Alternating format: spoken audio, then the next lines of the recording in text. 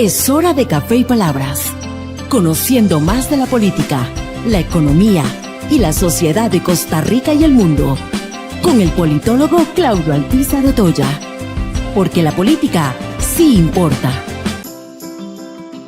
¿Qué tal, amigos? Muchas gracias por estar con nosotros. Es un placer siempre para Café y Palabras poder compartir los lunes, los miércoles y los viernes al ser las 10 de la mañana con ustedes. Siempre recordándoles que tenemos nuestro canal en YouTube, que queremos que usted se suscriba en él para mandarles las notificaciones pertinentes de los nuevos programas, así como también que usted tenga acceso a la hemeroteca, a todos nuestros programas, para que también los pueda compartir o que los disfruten en el horario que a usted más le convenga.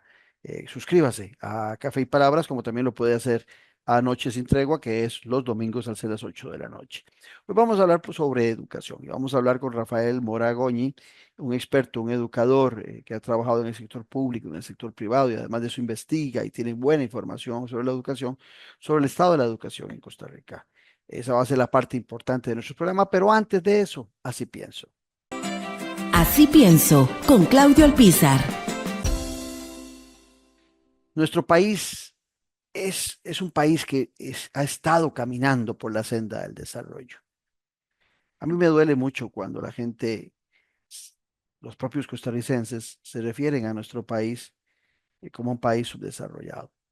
Los datos muestran que no. La esperanza de vida que tenemos los costarricenses, la esperanza de vida de los niños al nacer, los niveles de educación que hemos logrado, la capacidad de exportación de más de 5,000 productos de los costarricenses, una democracia plena. Eso no puede ser de un país subdesarrollado, y mucho menos de un ciudadano subdesarrollado. Esos son datos, y podría agregar muchos otros más, de un país que mentalmente ha sido desarrollado, que ha perdido el rumbo un tanto hacia ese camino del desarrollo que aspiraríamos a que sea más profundo. Sí, eso sí es cierto. Pero no podemos olvidar que hemos hecho cosas loables, que son admiradas a nivel mundial, que nos ponen en una posición diferente. Y eso lo hemos logrado en mucho, gracias a un trípode que conformaba buena seguridad nacional, por un lado, buena educación y buena salud. Eso nos obliga hoy por hoy a tener claro el panorama de hacia dónde vamos y de saber muy bien y con prontitud qué es el problema de la educación, dónde están los grandes problemas de la educación y qué debemos hacer para mejorarla. Sin educación es muy difícil, o es imposible más bien, que una nación se desarrolle. Estamos en Café y Palabras, porque la política sí importa. En breve volvemos con Café y Palabras, con Claudio Alpizar. En un mundo donde hoy la conexión con la naturaleza es más importante que nunca, existe un lugar que le invita a desconectarse del ajetreo diario y a reconectarse con su interior. Sean bienvenidos a la Reserva Natural Montaña Sagrada, donde cada paso es un encuentro con la serenidad y la belleza natural del Parque Juan Castro Blanco. Acompáñenos y disfrute de una experiencia única, donde el senderismo se convierte en una aventura espiritual, respirando ese aire puro que revitaliza cuerpo y alma. Descubra los beneficios de pasar tiempo en la naturaleza, de respirar profundamente y sentir la energía renovadora que solo el bosque puede ofrecerle. Conéctese con la naturaleza y visite Montaña Sagrada. Les esperamos para explorar y disfrutar de este paraíso natural juntos. Noche Sin Tregua. Sea parte de la política con P mayúscula. Todos los domingos al ser las 8 de la noche. Disfrute de las tertulias con el politólogo Claudio Alpizar con los principales actores de la política nacional en nuestro canal de YouTube. Usted tiene un compromiso con la política con P mayúscula en Noche Sin Tregua. Disfruta de la aventura en familia con tu nuevo MG RX8, el SUV más grande para 7 pasajeros. En la ciudad, la playa o la montaña, Costa Rica es para disfrutarla con el más grande, con el MG RX8, con tracción 4x4, 6 modos para manejo, un gran espacio interior y la tecnología de vanguardia para disfrutar en familia del confort en cualquier terreno. Descubrí el nuevo MG RX8 desde $698 al mes en nuestras sucursales de La Uruca, Curridabat, Multiplaza Escazú o en www.mg.cr. Aplican restricciones. Estamos de vuelta en Café y Palabras, con el politólogo Claudio Alpizar. Gracias amigos por mantenerse en nuestra sintonía y como les prometí vamos a hablar de educación y lo vamos a hacer con un conocedor, con un experto, con un estudioso, con un investigador, con el educador Rafael Moragoñi. Con él vamos a tener el programa el día de hoy dentro del marco de lo que ha representado la educación en el desarrollo de nuestro país. Rafael, como siempre, agradecerte tu presencia y la gentileza de compartir tu conocimiento con toda la audiencia de Café y Palabras. Muchísimas gracias a usted y a todas las personas que nos ven y escuchan. En realidad es un honor que usted ponga la educación como uno de los puntos claves y repetitivos de su programa, porque la educación es la base de todo. Claudio, un honor para mí. No, el honor es nuestro, Rafael. Y arrancando con ese comentario que acabas de hacer, siempre repito una y otra vez que hay un trípode que ha sostenido el desarrollo de Costa Rica, sí. Y estoy diciendo el desarrollo de Costa Rica, porque algunos tienden a pensar de que somos un país subdesarrollado y en muchas áreas hemos demostrado una gran capacidad al punto de que en muchos rankings a nivel internacional aparece Costa Rica en los primeros lugares por mucha de la inversión que hemos hecho. Y ese trípode lo han conformado históricamente la salud, la educación y por supuesto la seguridad. La idea de hacer este programa con vos es porque las tres patas del trípode han venido flaqueando en los últimos años. Y la pregunta vendría por acá. Nosotros hicimos un cambio fundamental con la creación de la universidad pública en los años 40 del siglo pasado, pero también es cierto que el gran transformador de la educación costarricense, Mauro Fernández, había cerrado la Universidad de Santo Tomás en los 1800 y pico, cuando era Bernardo Soto presidente de la República y el secretario de Educación, porque creía en aquel momento don Mauro Fernández que no tenía sentido tener una universidad cuando no habíamos invertido lo suficiente en primaria y en secundaria, y entonces que no teníamos el material humano para llevarlo a la educación. Pero resulta, Rafael, que hoy por hoy lo que estamos viendo es que tenemos un material humano que no está saliendo preparado tal y como lo quisiéramos para ingresar a las universidades. O sea, sí tenemos material, pero no está tan preparado y las mismas universidades se quejan de las deficiencias de muchos de los estudiantes que entran de secundaria a la universidad a estudiar. Bueno. Por ahí viene la pregunta, ¿dónde crees vos dentro del marco de lo que se ha establecido en investigaciones como el estado de la educación, que hemos venido fallando en los últimos tiempos? Bueno, es un tema muy amplio y creo que es la clave, porque la formación docente es la clave de todo. Y aquí pensaron nuestros fundadores, teniendo una escuela normal tan importante en aquellas épocas, ¿verdad? Que después fue absorbida por las universidades, don Claudio. Sin formación docente, cualquier inversión que se haga en educación es canasto roto, porque usted puede poner los mejores edificios, puede poner el internet de banda ancha, eh, que, que si no trabajamos en la formación docente, en la calidad académica de un educador y qué seguimiento le vamos a dar, eso. Bueno, el tiempo nos ha devenido que en este momento, según los datos de CONAR en el 2023, el 67% de nuestros títulos en educación son entregados por universidades privadas. No se puede hacer una generalización odiosa y decir que entonces todo grado de universidad privada, ¿verdad? No satisface la calidad y si una universidad pública, donde una licenciatura tarda aproximadamente 6 años en educación, en una privada 2, 3 años.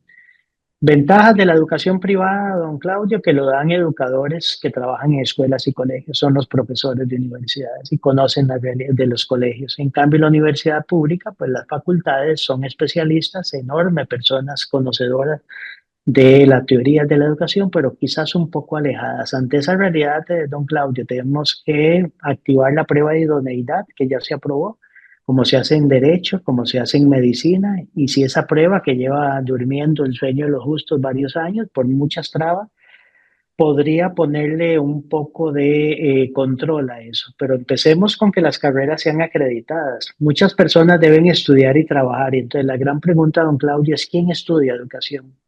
¿Qué segmento de la población va a ser profesor de primaria y secundaria? No es del segmento más alto de la sociedad. Difícilmente alguien de clase media alta se quiera ser maestro de primaria e ir a una zona rural a enseñar y de colegio. Entonces, el segmento del MEP, que es el mayor empleador del país, pues genera una oportunidad de negocio, de formación que las universidades públicas han ido perdiendo crecientemente durante la última década. La universidad privada satisface posibilidades de horario para la persona que trabaja y la UNED. Hay dos universidades que dominan, una privada, don Claudio, y la UNED, que gradúa la mayor cantidad de educadores porque mucha gente debe trabajar. Y La la UNED, privada, ¿cuál es? Universidad San Isidro Labrador, una Ujú. universidad pequeña que empezó en Pérez Celedón y que en realidad se ha disparado como la espuma y está graduando la mayor cantidad de eso. Y lo podemos ver algún día, lo tengo datos por materia, por Ujú. primaria, por secundaria. Podemos hacer muchos programas para ver específicamente, pero el dominio es privado, sobre todo en administración educativa, profundamente en directores, lo cual es clave para el desarrollo de cualquier país, don Claudio, que es la formación de los directores. Eso Rafael, es pero dominio. te interrumpo ahí, pero para aclararle a quienes nos están viendo y oyendo. eh, los programas que tienen universidades como la que acabas de mencionar son aprobados por un Consejo de Educación en nuestro país. Lo digo porque el programa va a ser el mismo, o sea, va a tener, se supone que tendrá las mismas exigencias si se genera en el sector privado o en el público. Ahí hay un control desde el Estado de las calidades que se espera de los profesores que se van graduando, maestros y profesores. La desinversión en controles y en eso que debería ser CONESUB, que es la aprobación de eso, no está haciendo la supervisión y el control de tener programas actualizados. Y en primer lugar son por cuatrimestre. Las universidades públicas son por semestre. Eso ya da Mm. eso. En la universidad pública, usted recibe el doble de lecciones, qué sé yo, si usted lleva matemática para educación uno recibe 2 veces por semana 3 horas. En las universidades privadas son 15 semanas nada más cada curso, entonces recibe la mitad del tiempo. Mm. Hacer un control cruzado de los programas y del cumplimiento, si la carrera la aprobaron eso, pero me temo mucho que la dificultad de los cursos, por ejemplo, la fragmentación que se hace de trimestral a semestral, eh, don Claudio, requiere una seria investigación. Entonces, deberíamos tener todas las carreras de acreditación acreditadas por SINAE solo ya para empezar, públicas y privadas, la prueba de acreditación, la prueba de una incorporación a eso, donde Colipro debería jugar un papel Ujú. predominante, que no lo está haciendo, y que las mejores personas puedan estudiar educación y tener, don Claudio, mínimo 1 o 2 años de práctica docente supervisada a la par de un profesor. Porque si seguimos este camino, y con la enorme cantidad de incapacidades docentes que estamos teniendo, que son miles y miles y miles, ¿verdad? Este año es el récord, está generando un deterioro y una molestia. La pregunta es también la modalidad, don Claudio. Como una persona que se graduó en, digamos, enseñanza de las ciencias naturales en una universidad privada y nunca ha tocado un laboratorio, porque las clases son virtuales, va a poder ir a enseñar ciencias naturales a un colegio. Ayer me escribía alguien en una red que escribí un poco de los títulos y me decía, yo estudio en la UNED, soy misceláneo y lo que yo aprecio mucho son los laboratorios que yo puedo hacer en la UNED. Es una persona que lleva 6 años de ser misceláneo, está estudiando para Qué ser bonito. profesor de ciencias. Y en la UNED yo estudio y yo sé que el laboratorio voy a enseñar química y biología. Es decirle, don Claudio, que estamos graduando en universidades privadas, profesores futuros virtuales, en clases virtuales, sin laboratorios, con práctica docente muy pequeña, que se va a enfrentar a grupos presenciales. Y ahí tenemos un serio problema. Con el SUB en el área de educación no está dando abasto para controlar todas las carreras de universidades privadas del país, porque de los 51.000 títulos que entregamos en el 2023, don Claudio, 30.000 son de universidades privadas en todas las carreras. 51.000 El, títulos en un año. el año pasado entregamos en el país, según datos de CONARE, 51.000 títulos entre bachillerato, licenciaturas, maestrías y algo que hacen las universidades Wow. públicas que son pregrados, de las Pero cuales para un país tan pequeño como el nuestro, eso es una cantidad enorme de gente graduándose. Si fuera el promedio anual, por decir algo, es un promedio altísimo. Eso muestra también un recurso humano muy grande en diferentes áreas. Que bien lo planteas vos, puede ser que en algunos casos sea de altísima calidad y en otros no, pero es una cantidad, desde mi perspectiva, enorme, 51.000 graduados en diferentes carreras en un año. Sí, y así ni siquiera el MEP, que es el mayor empleador público, está pudiendo observar la cantidad de profesores. Entonces, recibimos muchísimos currículums en educación privada, ¿verdad? Cada día de personas que no logran eso, porque las universidades privadas son máquinas de graduar, ¿verdad? Y en las demás carreras, pues también es muy posible, don Claudio, que tengamos unos bajos niveles de empleabilidad porque 50.000 títulos, ¿verdad? De todos los títulos, Ujú, de todas las carreras, es demasiado para este país tan pequeño, donde muchas empresas transnacionales ya están virtualizando sus procesos, haciéndolo remoto, o sea, contrato a alguien de ujú, Colombia, alguien de México, ¿verdad? correcto. Incluso la zona franca, que tiene un régimen de que se supone que es exenta de impuestos para propiciar la contratación, está más bien recortando y haciendo virtuales muchos de sus procesos. Entonces, tenemos un serio país que no escapa a la educación, que es nuestro pilar. La educación pública y la formación de docentes está en manos privadas, don Claudio. Ujú. Y me dejas un montón de consultas para esta conversación en buena hora.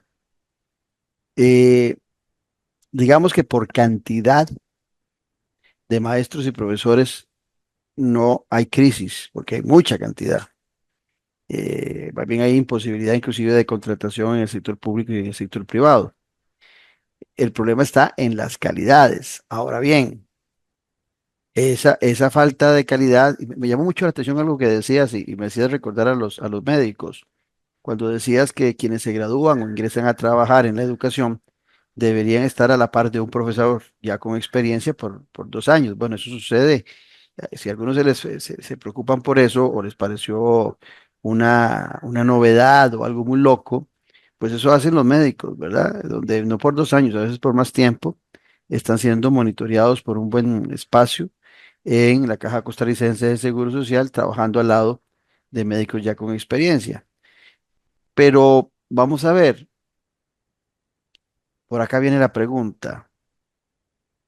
Esos que tienen experiencia, esos profesores y maestros, que hay de varias edades, hay algunos que ya van para el retiro, otros que están retirados, no necesariamente todos tienen la misma disciplina, el mismo conocimiento, y pudiera ser que de repente a algunos nuevos graduados les toque trabajar al lado de graduados recientes que no tienen la expertise, ni el conocimiento, ni la vocación. Vos lo decías antes muy claramente, ¿quién estudia educación? Yo creo que para empezar tiene que haber un sentido de vocación de servicio, así como lo puede haber en la salud, en otras áreas, eh, porque muchos profesores y maestros saben que si van a trabajar para el Estado, es posible que los manden a lugares muy complicados de acceso, a colegios o escuelas unidocentes, y no en las condiciones necesarias de infraestructura y de materiales que requieren.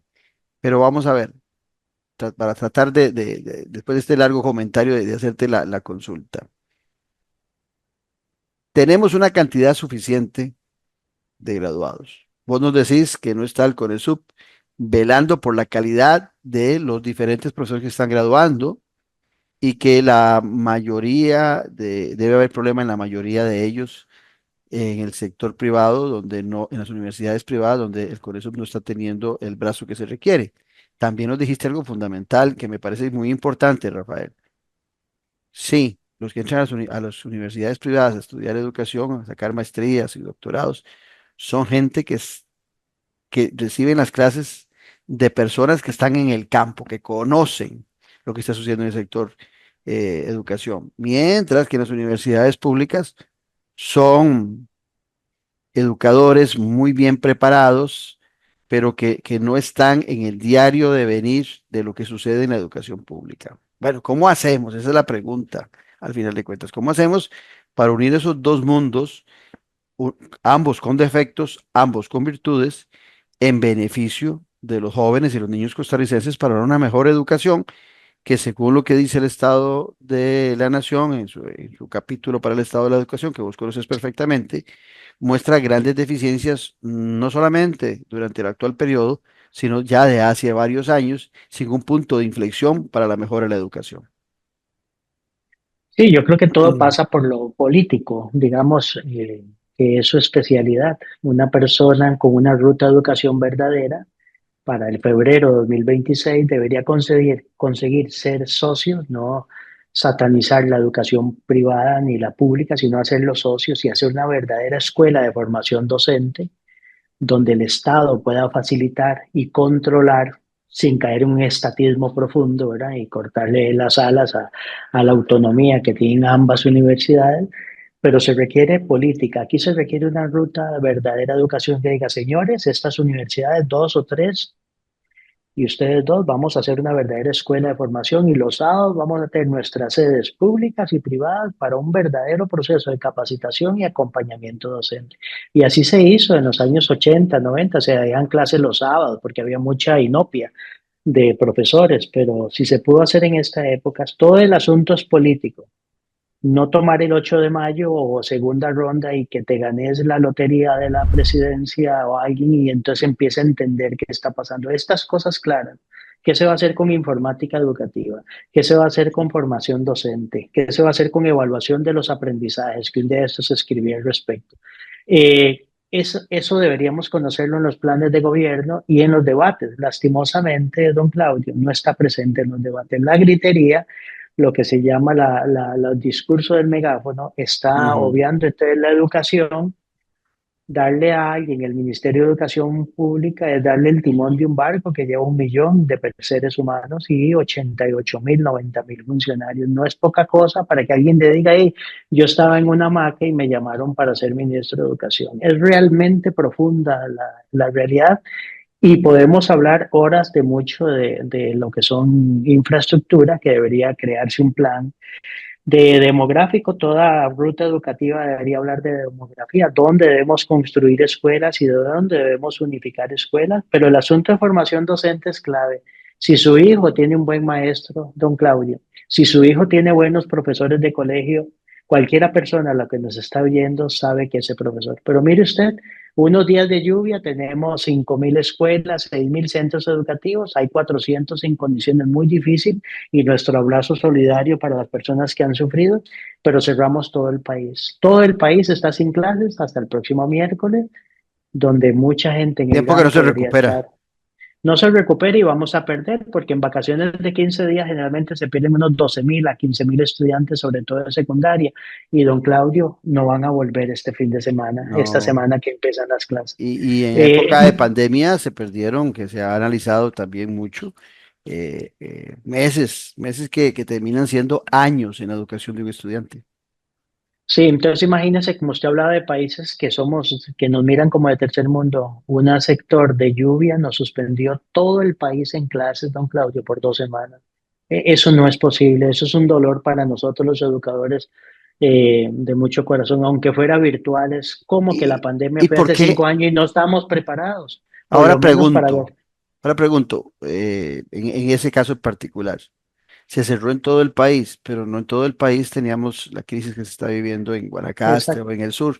¿Por qué se cierra en todo el país? Y cuando yo estaba chiquillo, recuerdo que yo acudía a la escuela en septiembre y en octubre, en unos baldazos, como llamábamos popularmente, con capa, con sombrilla, y Ujú. había también estos temporales en algunas zonas del país que se veían muy afectadas, pero no recuerdo la suspensión a nivel nacional de las clases. Lo harán para mantener el equilibrio en la clase, para que si se van a atrasar, que se atrasen todos, digamos, por buscar alguna equidad al Eso no es respecto. equidad, más bien. Sí, Pasa por lo político. La semana pasada había un congreso de un sindicato muy importante, entonces suspendieron que de por sí se iban a perder clases, aunque no todo el mundo es colegiado o ujú. asociado a ese sindicato, y eso era entendible, le jugó una mala pasada al sindicato, digamos. Eh, Porque seamos honestos, mucha gente se afilia en educación por tener esos 3 días de oportunidad de crecimiento profesional, si así fuera. Sí. Pero lunes, martes, miércoles, y eso es demasiado lento eso. Y es falta de negociar, haber hablado con el de sindicato. Mire, señores, las lluvias les van a afectar. Movamos eso. Preferible mover el Congreso, es muy aceptable y respetable, y haber dado clases, don Claudio. Pero es que no se entiende el sistema educativo. Entonces, la curva de aprendizaje todavía está iniciando, ¿verdad? A pesar de 3 años después del Ejecutivo. Cuando hablabas ahora de la educación pública y de la privada, yo me hago siempre una pregunta.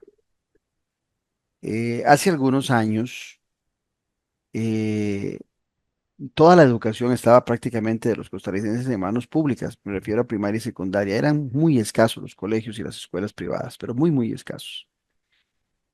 Y teníamos una educación mejor, con mayor cobertura en algunos casos.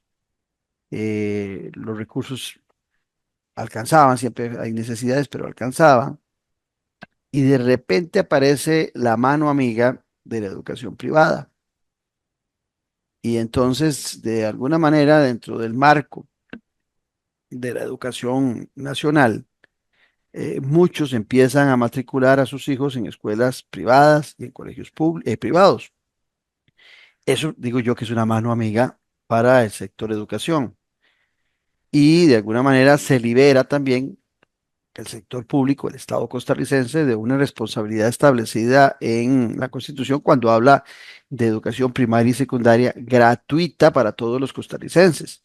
A la hora que algunos están pagando una buena cantidad de estudiantes de primaria, secundaria, preescolar, pasan a la educación privada y liberan de esa responsabilidad del Estado. Sin embargo, a pesar de esa mano amiga, de ese pie amigo que ha representado para las finanzas del Estado, que la clase media costarricense o la clase alta costarricense no acude a la educación pública, en vez de sobrar recursos, en vez de tener una buena administración e inversión de los recursos, con ese sector que es amplio, que a lo mejor vos manejarás los datos y nos los podrás dar de cuánta gente está de preescolar, de primaria, de secundaria en el sector privado y cuántos en el público, a pesar de ese gran respaldo, esa gran ayuda para las finanzas del Estado, de gente de la clase media, repito, que pagamos impuestos para sostener la educación y además de eso pagamos educación privada, a pesar de esa gran ayuda, los recursos no alcanzan. Así es, y pasa igual en seguridad y pasa igual en salud, porque paga la Correcto, gente, correcto, sí, correcto. sí. Es una cuestión de servicio, ¿verdad? Si usted debe esperar 4 años para una cita en la caja y tiene la posibilidad de pagar un médico privado que lo atiende mañana, pues usted lo va a hacer. En la educación pública estamos entre un 12% de toda la población de primaria y preescolar estudia, don Claudio, en Ujú. educación privada, que es realmente baja. Siempre ha tenido ese amigo, muchos enemigos dentro del MEP, que se mira con mala, sobre todo ese péndulo que usted un día no, espero que nos pueda ilustrar, ese péndulo, ¿verdad? Entre socialismo y ese liberalismo que ha Sí. sido pendular en Costa Rica. Cerremos, propiciamos subvencionados. El modelo subvencionado es muy exitoso en muchos países, don Claudio, Correcto. que es esa escuela donde tal vez usted no pueda pagar, escuela privada, pero sí puede pagar 80,000 por mes. Aquí nomás en Heredia hay 2 escuelas subvencionadas de más de 1,000 alumnos donde los papás pagan 80,000, porque no hay en Guanacaste. ¿Por qué una cooperativa no podría ya operar un colegio? ¿De qué va a desestabilizar eso el MEP si el colegio es subvencionado? Lo va a pagar los salarios el gobierno, por decirlo de alguna manera. Entonces los sindicatos no deben ningún temor, pero tenemos con muy mal ojo una ala izquierda de los partidos con muy mala mirada a los servicios privados, aunque los usan. Es Sí. decirle que muchos de los altos funcionarios de incluso el Ministerio de Educación tienen a sus hijos en educación privada. Una de las razones que tiene que ver es con las microsuspensiones. Cuando un educador del MEP está incapacitado, digamos que se va a enfermar y no va a llegar el lunes, don Claudio, por un accidente o cualquier cosa, no hay forma de que el director lo sustituya. Y en educación privada siempre tienen clases. Aquí tenemos sustitutos y aquí de 7 de la mañana, 7:30 a 3 de la tarde, nunca su hijo va a estar libre. En la educación pública hay microsuspensiones que suman miles y miles y miles de horas. Entonces, cuando usted está a su hijo en el colegio público y lo llama y le dice, papá, a las 10 de la mañana ya estoy libre, ya no tengo clases, o hacen examen y a las 9 se van, crea un gran problema. Yo creo Claro, que lo que claro. más, la diferencia de educadores buenos tenemos en varios. Otro de diferencia abismal es que el director de escuela privada se dedica a lo académico. Está metido en las aulas controlando la calidad académica. En el MEP es más como un administrador extraño que está con los señores de la Junta, muy bien intencionados, la mayoría de ellos, resolviendo problemas de la canoa, de la lluvia. Muy pocos educadores de los directores, 5,000 directores del MEP, están concentrados o por el sistema en cuestiones sustantivas del área académica, que es donde viene el problema después. Entonces, por ahí muchos padres de la persona que puede pagar educación privada se decanta por eso, por un horario completo, por un inglés bueno para Ac- arriba en la mayoría de Acceso a la escuelas privadas. tecnología. Tecnología, un internet, o un ambiente ciertamente controlado. No diría que no hay bullying, pero menos agresiones, muchos, pocos problemas de armas, de drogas, ¿verdad? Y el papá muy demandante. Viera usted que en educación privada hay mucha exigencia, ¿verdad? Si un niño, un joven causa problemas, pues se le hacen procesos. En el MEP también los docentes que no son de altísima calidad, pues a veces por el sistema de contratación en propiedad, pues son casi inamovibles, ¿verdad? Un día Entonces de yo creo que estos. eso ha creado, Ujú. sí, No, dale, dale, termina, perdón. para hacerte un comentario, era un No, comentario. yo como director en un colegio privado, pues soy un educador, tiene unas faltas, una, dos, tres, y se cambia inmediatamente y se hace un cambio porque el papá sí lo demanda. Igual pasa con las clínicas privadas. Yo no creo que una persona espere igual de servicio en el Hospital San Juan de Dios a de un famoso hospital privado que no le vamos a decir el nombre en Escazú, ¿verdad? Porque los estándares son diferentes. Entonces, creo que entre lo privado y lo público, don Claudio, está una versión moderada que serían los colegios subvencionados, Sí. en el cual el padre de familia puede pagar un monto mínimo en zonas donde no haya colegios privados para no ponerle una competencia ahí, ¿verdad? Así, pero creo en ese modelo, creo que es un modelo que funciona y que, por ejemplo, las escuelas subvencionadas de aquí grandes y eso funcionan muy bien, don Claudio. Y las controla el Departamento de Educación Privada del MEP. Los hijos, para los que hemos tenido hijos o hijas, es el tesoro más grande que uno conlleva siempre. Cuando están en la escuela, uno tiene enormes temores por el bullying, tiene enormes preocupaciones porque son muy indefensos, son muy inocentes y entonces tiene uno mucho temor de, de qué le puede suceder a esos niños y entonces en los colegios privados en muchas ocasiones encontramos más seguridad en muchos aspectos para esos niños. Cuando ya son adolescentes, las preocupaciones de los padres ya son de otra índole, temas de drogas, temas de problemas de actividades no lícitas en que pudieran caer los hijos, de malas influencias. Y todo eso también de alguna manera mueve a alguna gente que tiene recursos a buscar espacios en el sector privado. Y de alguna manera también obliga y sacrifica a los que no tienen acceso a los recursos a tener a sus hijos en escuelas o colegios públicos a pesar de. No hay una posibilidad de salir de ese servicio porque los recursos no alcanzan. ¿Por qué hago este comentario? Porque de alguna manera también la seguridad empieza a ser un problema clave en la educación.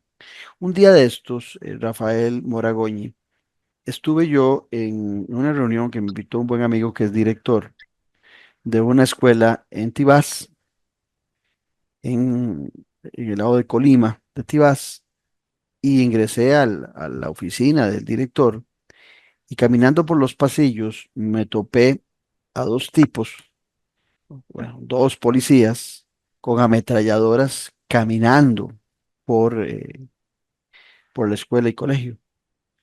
Y después comentando con el amigo y otra gente, me decía que por la zona también, en ocasiones también entraban con perros frecuentemente para evidenciar si hay drogas, ¿verdad? Por lo que pueda representar el mercado de las drogas en una escuela o en un colegio.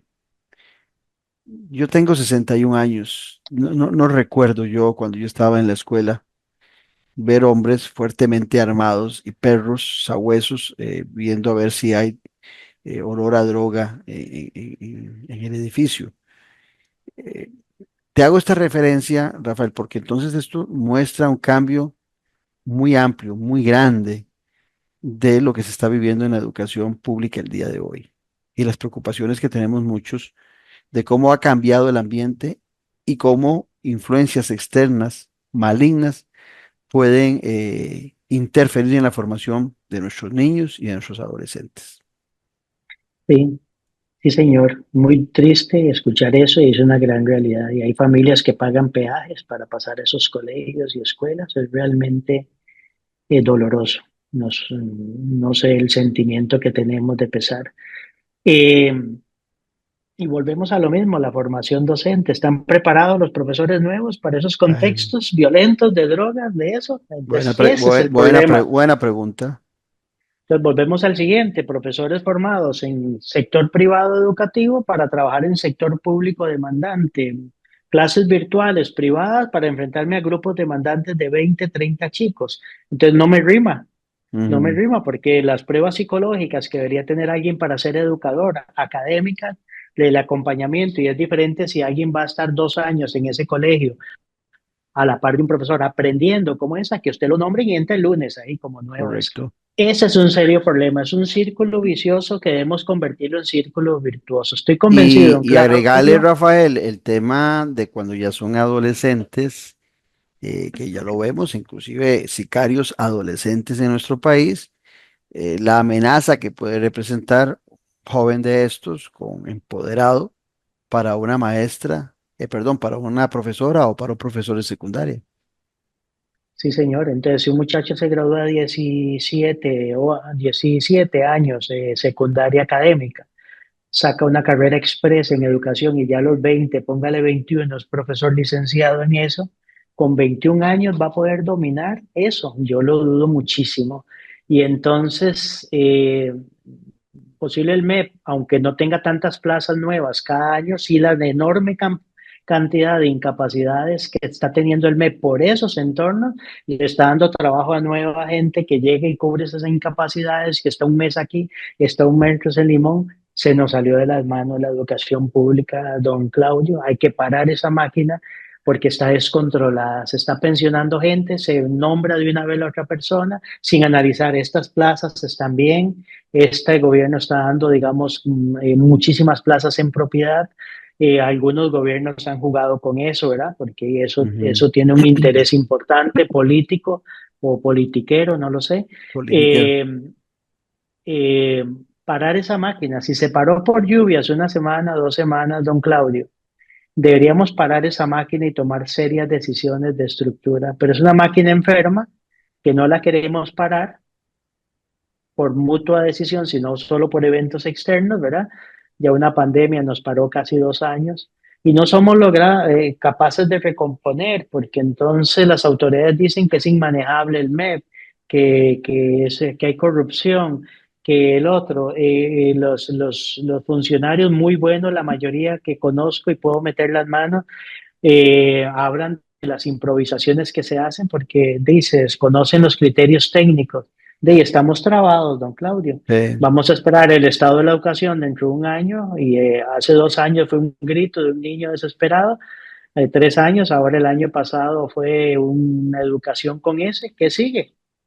Porque eso que usted habla de armas y todo lo están viviendo y los profesores se están enfermando, están haciendo amenazados, directores amenazados de muerte y los buenos están saliendo al colegio. Estamos teniendo un fenómeno de abandono escolar, pero de los alumnos buenos, porque los malos están gobernando a punta Sí. de grito y amenaza, como un reflejo de la política nacional, muy extraño, o no debería extrañarnos.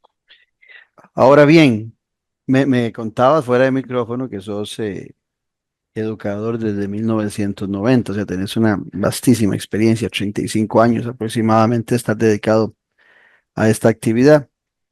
Cuando vos empezaste en 1990, según el coeficiente de Gini, la desigualdad en el país era 0,450. En el 2023, ya el coeficiente Gini hablaba de una eh, desigualdad de 0,502. Los investigadores y los que trabajan alrededor de este coeficiente de Gini, que entre más cerca al uno, más preocupación y más desigualdades, dicen que cuando un país supera el 0,400, debe encender las alarmas, porque se empieza a calentar la olla social, la olla de presión social. Estamos en 0,502, o sea, más de 102 más arriba de los 400 que advierten los investigadores del coeficiente de Gini. La pregunta viene por acá. ¿Estamos generando desigualdad desde la educación pública en relación con la educación privada? Y es en términos generales, porque en ocasiones la preparación que tienen los estudiantes en la educación privada supera a la educación pública. Y eso también afecta de alguna manera el ingreso de muchos jóvenes a las universidades públicas, donde quienes vienen de universidades privadas a la hora de hacer el examen de admisión tienen mejores notas y también por la preparación que tienen avanzan más rápido en las carreras que yo llamo carnita, ¿verdad?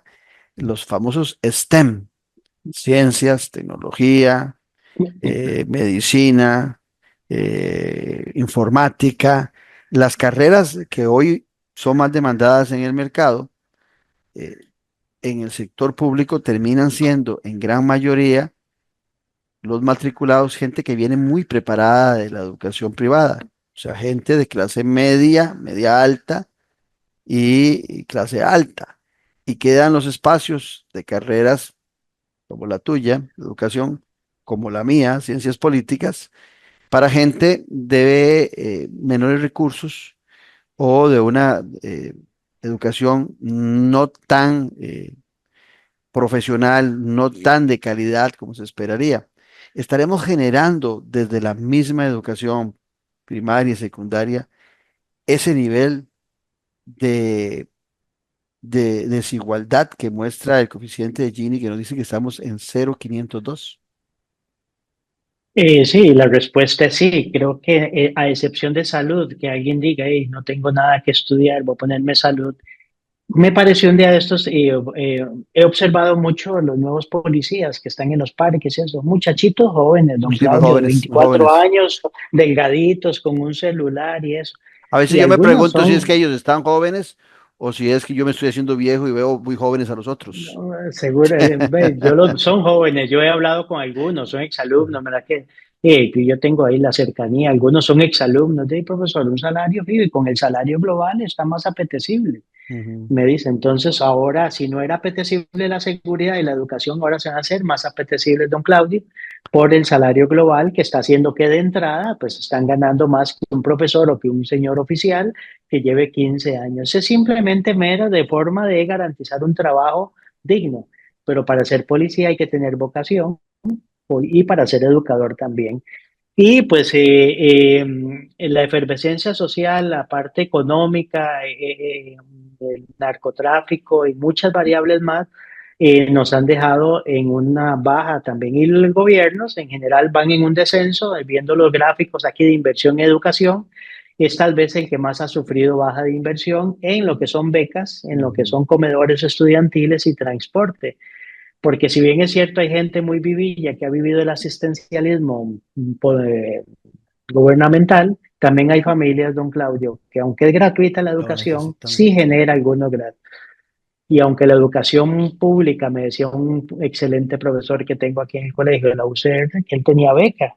Le digo, sí, pero es diferente tener beca a tener que trabajar para ayudar a la casa. Ujú. Y de él, que empezaron 30 a estudiar en UCR en ciencia de la matemática, se graduaron 4, don Claudio.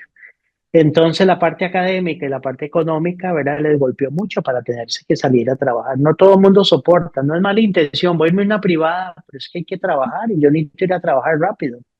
La ventaja de la seguridad, de uno de los pilares que usted dijo, es que, digamos, la carrera policial no es tan grande, ¿verdad? No existe necesariamente, no es universitaria, creo yo. Sí, Tiene que de haber, acuerdo. tener bachillerato y ganar entrenamiento que les dan.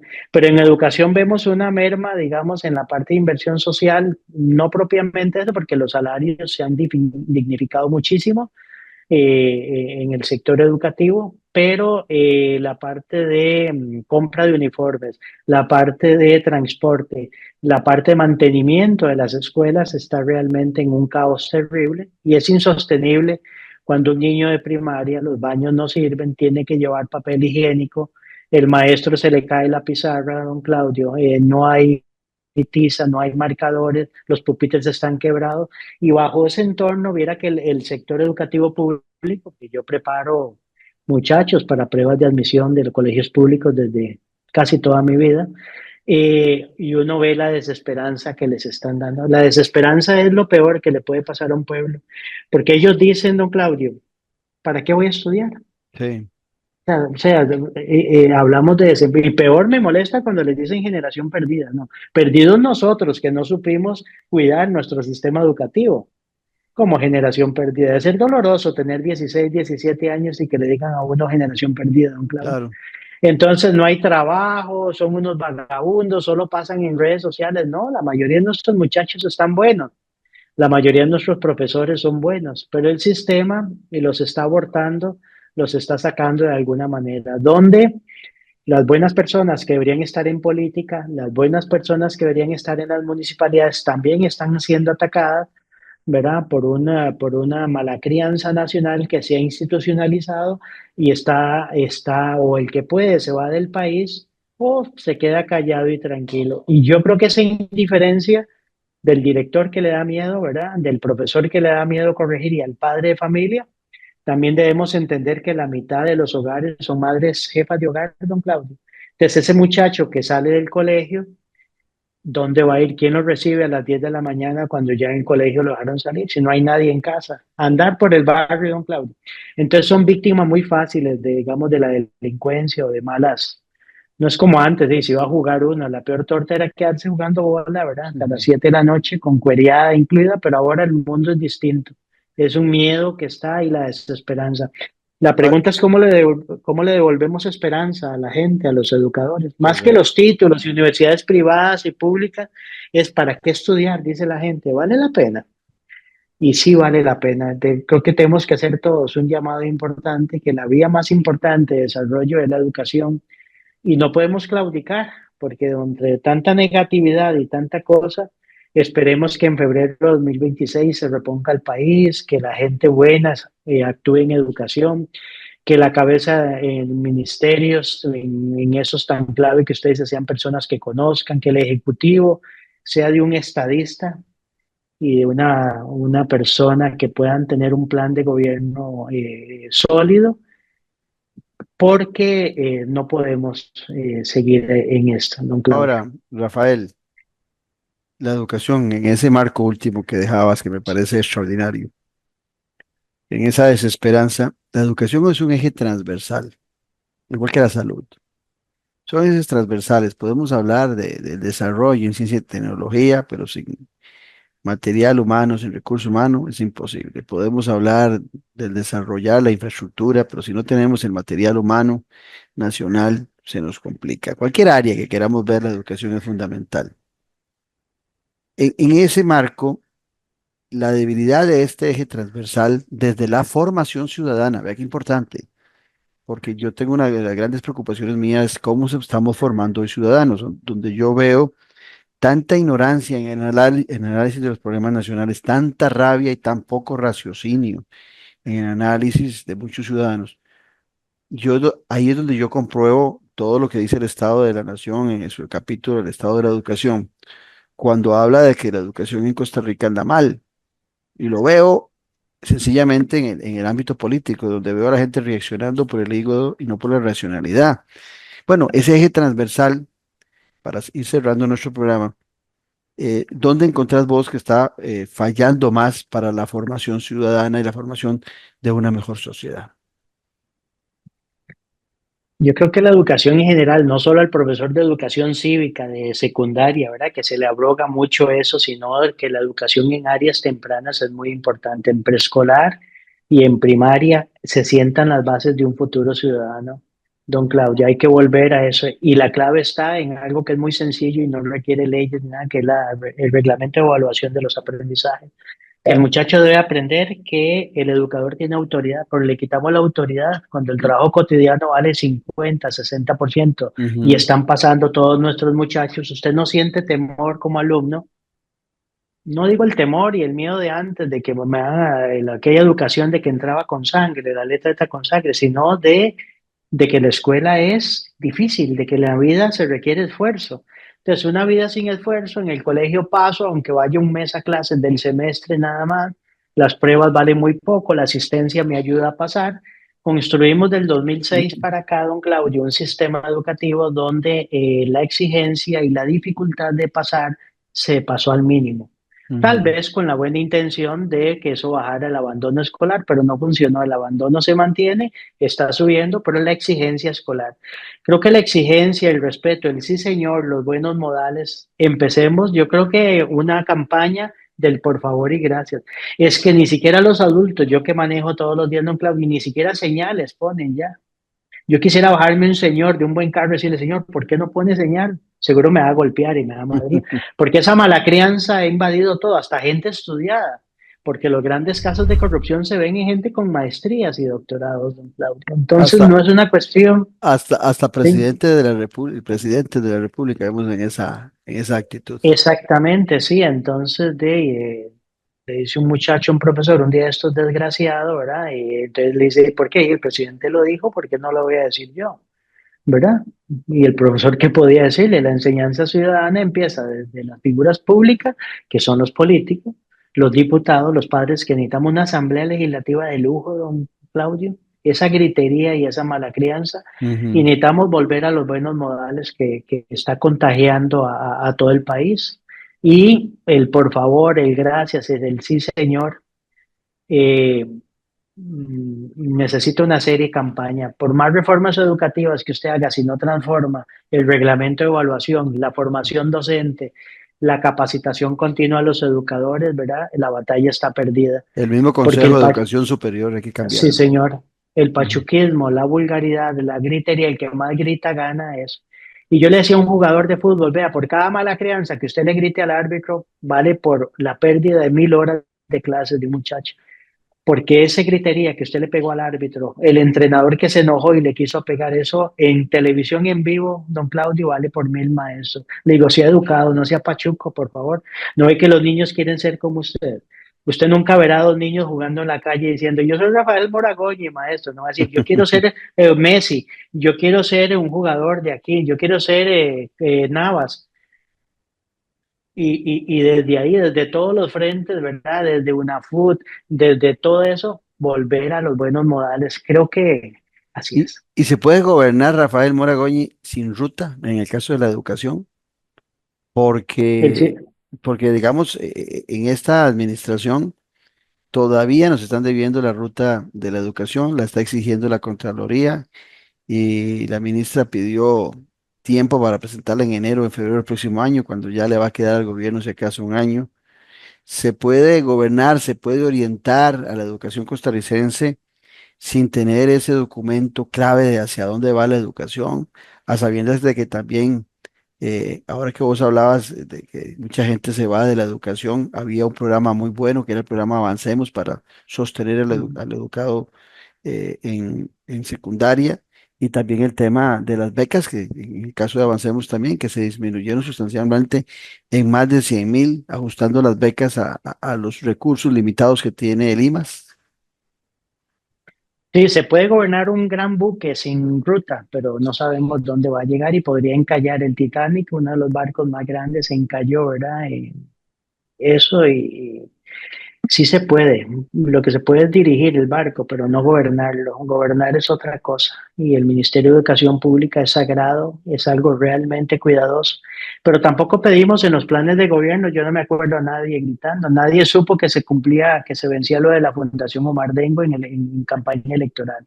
Nadie sabía que se vencía lo de RITEVE y DECRA. Nadie sabía lo de las cosas radiofónicas que frecuencian. Yo creo que deberíamos los periodismos y los debates pedir más altura, Ah, porque los sí, claro. ciudadanos vemos los debates como una corrida de toros y nos gusta el grito y qué le dijo al otro. Desde ahí empezamos mal. ¿Cómo soñaríamos con debates de altura, con periodistas que pregunten de verdad eso? ¿Qué plan tiene? ¿Cuál es su ruta de educación por eso? Tal vez eh, nos atrevamos los ciudadanos a pedirle ahora que empieza la campaña, yo creo que dentro de un año con mucha fuerza, a leer esos planes de gobierno y hacer debates solamente de los equipos de educación, don Claudio, para ver qué ideas tiene usted porque si no se va a improvisar. Y como las elecciones las han ganado personas que no lo esperaban y estaban en las encuestas de último, cuando la gana y todavía en segunda ronda le queda un mes para buscar entre sus conocidos amigos, ¿no? ¿Me ayudas con el Ministerio de Educación Pública? Y es muy loable y tal vez lo haga alguien con buenas intenciones.